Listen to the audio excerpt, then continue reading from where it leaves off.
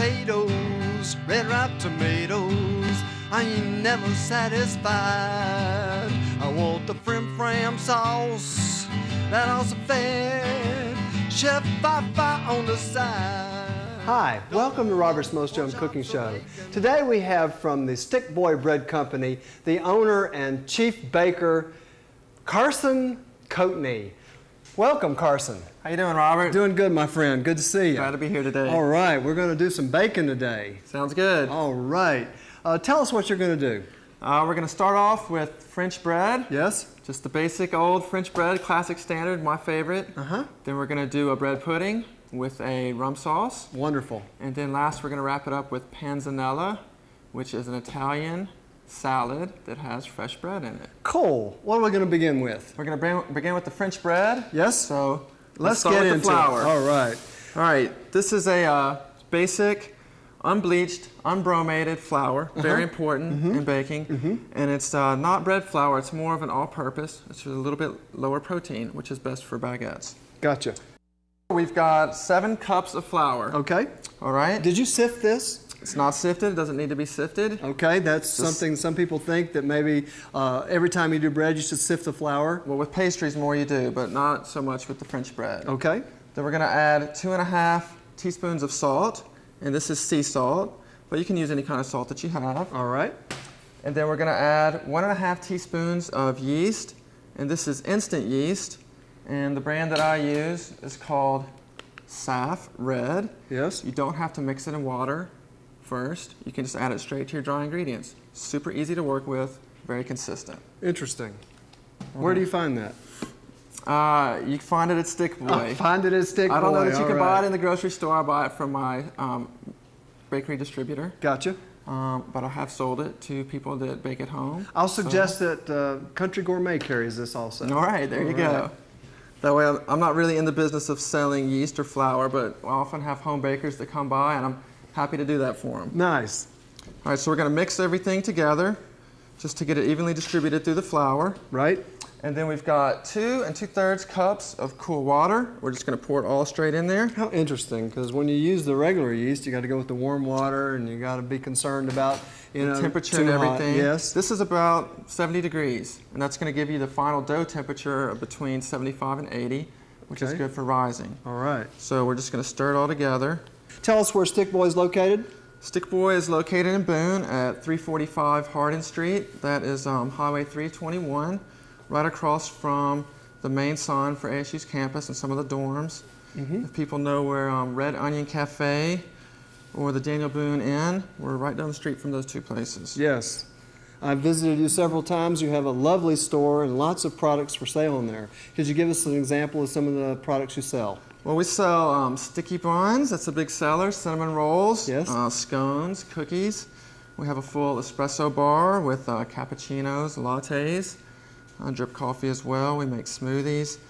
Then, of course, the bread, and we make French bread, multigrain bread, organic whole wheat. Wow. About 25 different kinds of bread that we rotate through the week. And then we also do desserts, cheesecakes, flourless torts, creme brulee, all that kind of stuff. Nice. You folks have got to stop by Stick Boy and get some of these wonderful products. All right, Robert, what we're going to do now is we've got it pretty well together. It's not like totally mixed, but it's come together. We're going to throw some flour. Got an extra bowl of flour here on the table. Okay. We're going to just dump this out, and we're going to knead it by hand, and it takes about 10 minutes. Nice. And we'll just get going with that. Kneading bread is such a wonderful activity, kind of releasing stress. Releases stress, yeah. yes.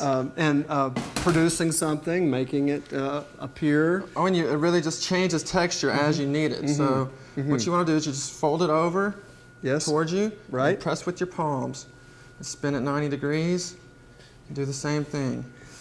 And if your dough is a little bit wet and starts sticking to the table, then you can just throw a little bit of flour down. Okay. And it won't stick as much. Make sure you have plenty of flour on your hands, because the dough will stick to your hands some. There's a tendency in our culture to do things more conveniently, like the bread machine as an example. This is so much more fun. Well, this is fun, but if anybody does have a bread machine, there's no reason that you can't just mix the bread in the bread machine, then you can still shape it by hand. So the bread machine can just be used as a mixer, or you can do the whole process in the bread machine. There's nothing wrong with that. It's not going to give you the best results. And if you have a KitchenAid mixer at home, you can certainly do this in a KitchenAid mixer and save yourself a little bit of energy, but maybe not quite as fun. No doubt. That's one of the reasons I love baking, is because I love this physical activity. It's wonderful. So you can see I'm just bringing the dough toward me and turning it and just rolling it forward. It doesn't even take really that much effort. The goal here is to knead it for about 10 minutes until it just becomes pliable and smooth. It'll get a little bit more silky in texture. You don't have to worry about over kneading the bread. And if you under knead it, you just won't get quite as big of a loaf. So after your 10 minutes, get yourself an oiled container with some olive oil. Put your dough in it and cover it up with the lid. And you want to let it rest for an hour and a half while it does its first proof, and it'll about double in size during that time. Okay. All right. We'll take a commercial break now. Finest cookware and perfect gift ideas can be found at the Country Gourmet in Fosco. For 30 years, the Country Gourmet has been a destination for anything from candles to clocks, dishes to decorations, silverware to surprises, and gifts you can't find just anywhere. Make a bridal wish list or a wish list for anyone who wants to enjoy the many items to choose from. Open year-round, 10 to 5, Monday through Saturday, and 12 to 5 on Sundays. Earth Fare, the healthy supermarket on King Street in downtown Boone, offers all the foods you love, only better. Earth Fare, the healthy supermarket.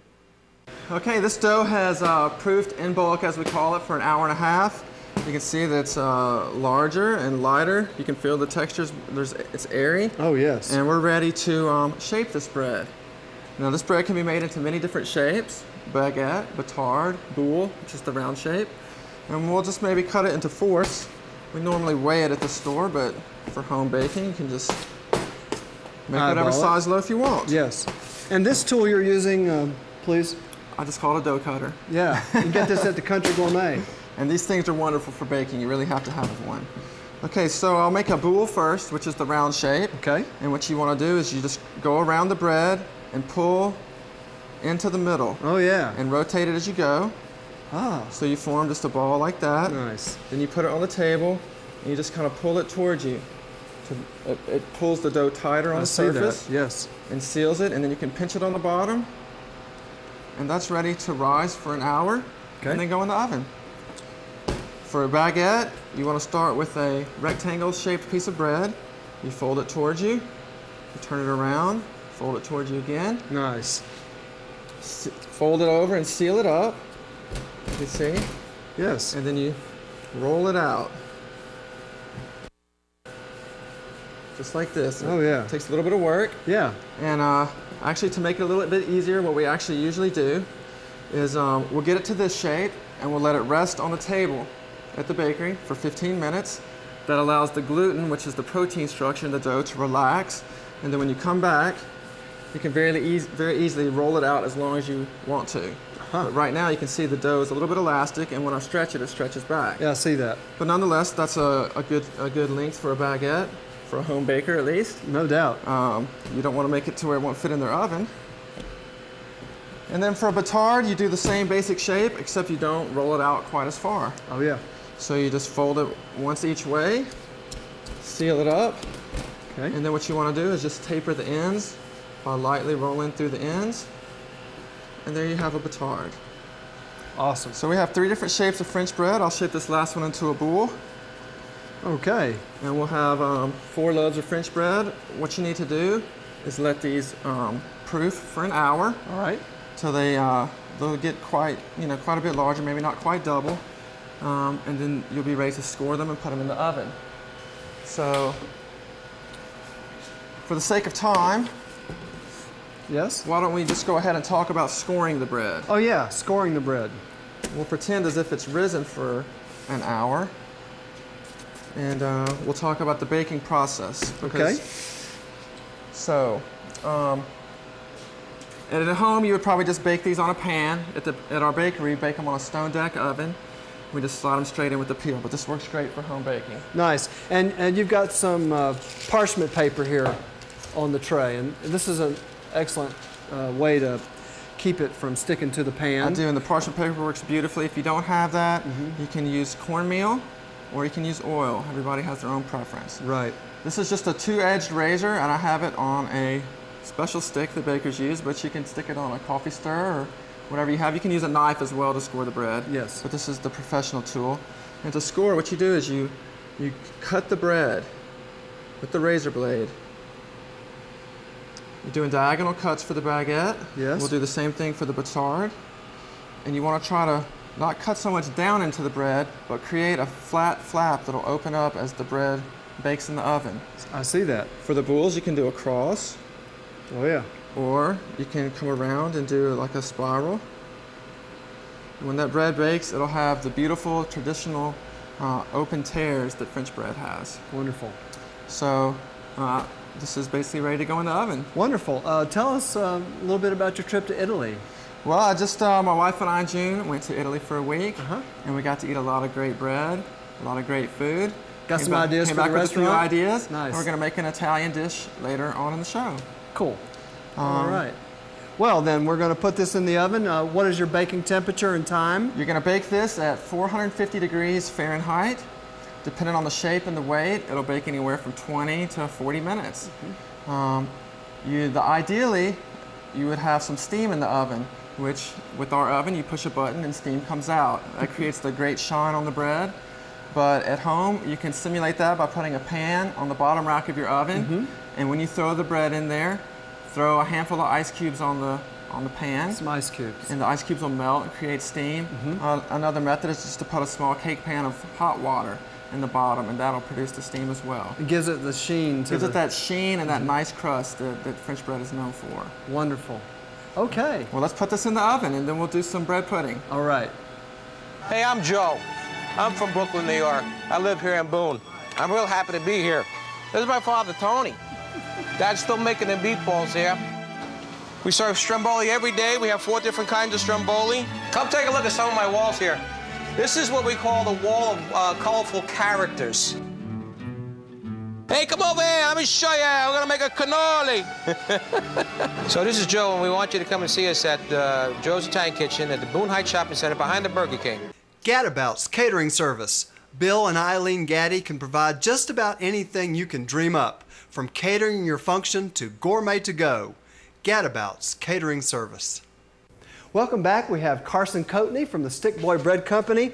Oh boy, we got the finished baguette and the batard. Yeah. All right, fresh been in bread. the oven 25 minutes thereabouts? Yeah, 25 for the baguette, and the batard actually cooks about 30 to 35, so it was in there a little bit longer. Gotcha.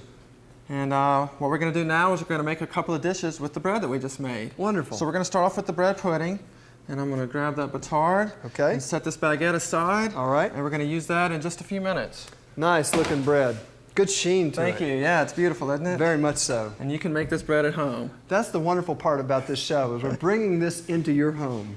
So you can do it too. We're going to make a bread pudding. Okay. And we're going to start off with 4 eggs, cracked and whisked. All right. So you can go ahead and be doing that. I'll be happy to do that. I'm going to cut this French bread up into about 1/2 inch to 1 inch cubes. Most recipes say to cut the crust off. I'm going to cut the bottom crust off of the bread, and I'm actually going to leave the rest of the crust on because I like a little bit of crust in my bread pudding. Yes, I agree with that. So gives it a nice color contrast. Yeah. I mean, it's got that nice caramel color and the nice texture. Just gives a little bit of variety. That smells good. So I cut the bottom crust off, and now I'm just going to cut this bread into slices. Just make sure you have a good sharp bread knife to do this, and be very careful that you don't cut yourself. All right, so you're going ahead and whisking those eggs. Right. And get them good and whisked. And then what we're going to add is we're going to add 3/4 cup of sugar. Okay. And a 1/2 teaspoon of salt. And I have those already weighed out together into the same bowl. All right. And you can go ahead and whisk all that straight into there. Okay. One of my favorite jobs in the kitchen is whisking. Whisking. Well, you look like you're pretty good at that. So I figured I'd get you whisking. involved hands-on here. Thank you very much. Okay, so you whisk the sugar in. All right. Then the next thing we have is a teaspoon of cinnamon. All right. So once you get all that in there, you can add your cinnamon. I'm going to continue slicing this bread. I've talked to a lot of people who have had bad experiences with bread pudding. You tell them that you're going to bring a bread pudding to a party or something, they're like, oh, bread pudding. But when they taste bread pudding made with real bread, it really makes a big difference. And I've had so many compliments on this. Awesome. And it's very easy to make. You can get everything prepped the night before if you want to serve it for breakfast. It makes a wonderful breakfast. It makes a wonderful dessert. So it's very versatile. Nice. All right, so you got the cinnamon in there? Yep. And now you're gonna add 3 cups of half and half. Now you can use milk, half and half, or heavy cream. I go somewhere in between. Gotcha. Heavy cream's a little bit decadent for me, but it does taste really good. Yes. Got the half and half. And once again, how much? That's 3 cups of half and half right there. So you're cubing this bread. And you'll soak the bread cubes with this mixture. What we're going to do is we're going to put the bread cubes into a greased baking dish, and we're going to pour that mixture over it, let it soak for just a minute or 2, and then go straight into the oven. Awesome. That cinnamon added to this mixture really smells good, don't it? It really gives it a nice flavor there. And you were speaking of breakfast. I mean, this is a comfort food. It is. Yeah. But it makes a great dessert. You see a lot of places that have this on their menu for dessert. But it's very easy to make. So. Nice. Okay, I've got that incorporated in there now. Alrighty, well let's put all the bread into the bottom of this baking dish. Okay. And just so people know, this is about 12 to 16 ounces of bread. So